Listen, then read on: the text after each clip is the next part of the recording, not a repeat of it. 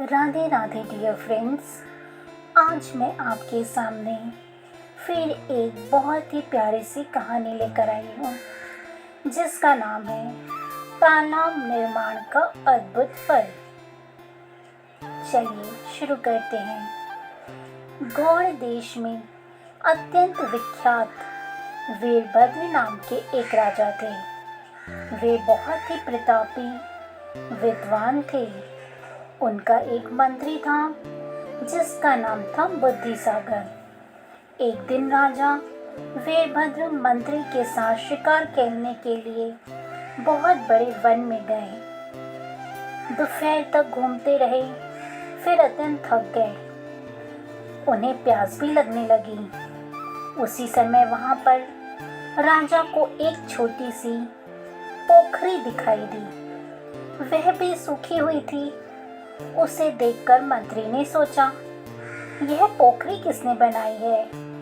यहाँ कैसे जल सुलभ होगा जिससे राजा की प्यास बुझ सके? तब मंत्री के मन में उस पोखरी को खोदने का विचार हुआ। उसने एक हाथ का गड्ढा खोदा तो उसमें से जल निकला और उसने वह जल राजा को पीने के लिए दिया और उससे बुद्धिसागर नाम के मंत्री को भी तृप्ति हुई। तब धर्म अर्थ के ज्ञाता मंत्री ने राजा से कहा, हे राजन, पोखरी पहले वर्षा के जल से भरी हुई थी। अब आप इसके चारों तरफ एक बांध बनवा दें, ऐसी मेरी सम्मति है और इसके लिए मुझे आज्ञा दें। वीरभद्र अपने मंत्री की बात सुनकर बहुत खुश हुए और उन्होंने इस काम को करने के लिए मंत्री को हामी भर दी। उन्होंने अपने मंत्री बुद्धिसागर को ही इस शुभ कार्य में नियुक्त किया। तब राजा की आज्ञा से अतिशय पुण्यात्मा बुद्धिसागर उस पोखरी को सरोवर बनाने के कार्य में लग गए। उसकी लंबाई और चौड़ाई चारों ओर से 50 धनुष की हो गई। उसके चारों ओर पत्थर के घाट बन गए और उसमें अगाध जल राशि संचित हो गई। ऐसी पोखरी बनाकर मंत्री ने राजा को सब समाचार निवेदन किया। तब से सब वनचर जीव और प्यास से पथिक उस पोखरी से उत्तम जल का पान करने लगे। फिर आयु की समाप्ति होने पर एक समय मंत्री बुद्धिसागर की मृत्यु हो गई। तब वे धर्मराज के लोक में गए। वहां चित्रगुप्त ने उनके पोखरी बनाने का सब कार्य धर्मराज को बताया। साथ ही यह भी कहा कि यह राजा को धर्म कार्य का स्वयं उपदेश करते थे, इसलिए इस धर्म विमान पर चढ़ने के अधिकारी हैं। चित्रगुप्त के ऐसा कहने पर धर्मराज ने बुद्धिसागर को धर्म विमान पर चढ़ने की आज्ञा दे दी। कालांतर में राजा वीरभद्र भी मृत्यु के पश्चात धर्मराज के लोक में गए। चित्रगुप्त ने राजा के लिए भी पोखरी खुदाने से होने वाले धर्म की बात बताई। तब धर्मराज ने राजा से कहा, पूर्व काल में सैकतगिरी की शिखर पर लावक एक तरह की चिड़िया होती है।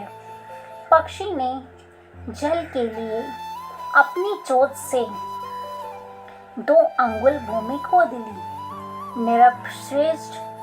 तत्पश्चात कालांतर में एक वराह ने अपने थुथुन से 1 हाथ गहरा गड्ढा खोदा।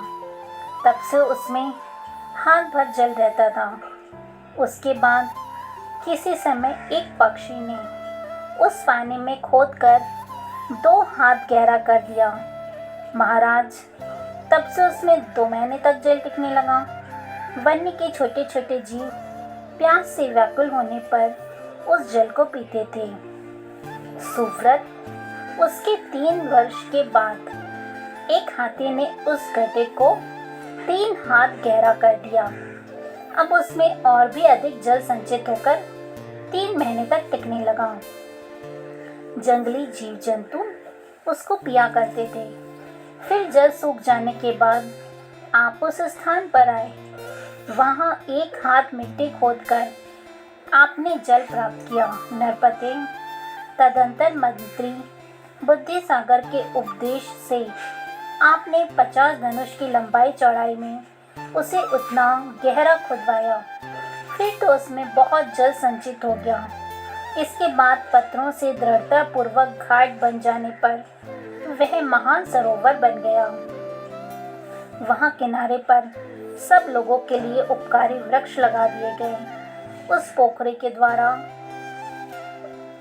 अपने अपने पुण्य से ये 5 जीव धर्म विमान पर आरूढ़ हुए हैं। अब तुम भी उस पर चढ़ जाओ। धर्मराज के कहने पर राजा वीरभद्र भी उन 5 जीवों के समान ही पुण्य भागी होकर उस धर्म विमान पर जा बैठे। इस प्रकार तालाब निर्माण का अद्भुत फल है। इस कहानी से हमें यह शिक्षा मिलती है, हमें हमारी क्षमता के हिसाब से पुण्य कर्म करते रहना चाहिए। जब भी हम ऐसा करते हैं तो हमें बहुत ज़्यादा ही पुण्य की प्राप्ति होती है और हम इस भव सागर से तर जाते हैं। धन्यवाद।